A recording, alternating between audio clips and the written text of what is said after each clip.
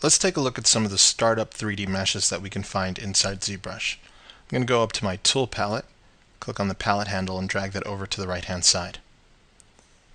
You'll notice that you have a button here which is your current active tool. If you click on that, you're going to notice a shelf here that says Startup 3D Mesh. So click on one of these. I'm going to choose the gear. I'm going to click and drag and draw that into my canvas.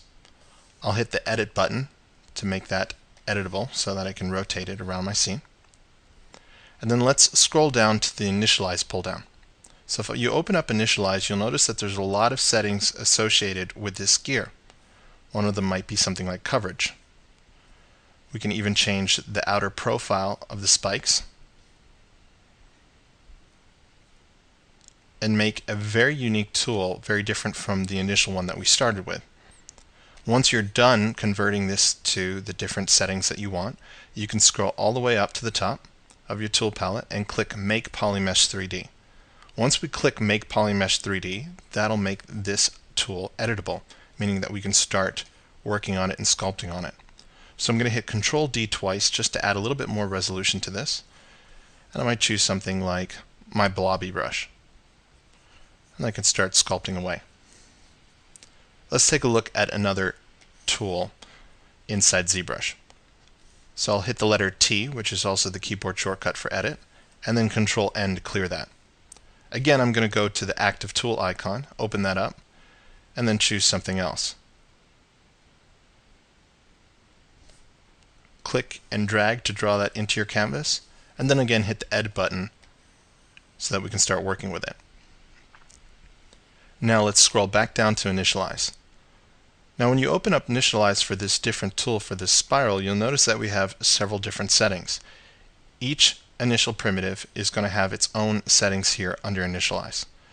So this one also has coverage that we can turn up or down. We can change the thickness and many different attributes. So I suggest when you're new to ZBrush, just jump into this tool palette here, check out each one of these primitives, and see what you can do. So again, now that we're done changing these initial settings, I'm going to go up to Make Polymesh 3D, and then we can start sculpting. Take notice that that initial setting pull down has now disappeared. Once you convert it to a Polymesh 3D, you won't be able to change any of those initial settings. So you'll want to set all the settings to what you want before you convert it. Now we can start sculpting. I'm going to hit the letter T again, and then Control N to clear. Let's click this button here that says Default C Script, which is going to take us back to our Start menu. I'm going to select one of these common used tools. And let's take a look at this Poseidon character. Now this Poseidon character is a Polymesh 3D at this point, which means it doesn't have any initial settings, but I can do sculpting on it right away. If you were to import a .obj file from a different program, you would also be able to sculpt on it right away, but you wouldn't be able to change any initial settings.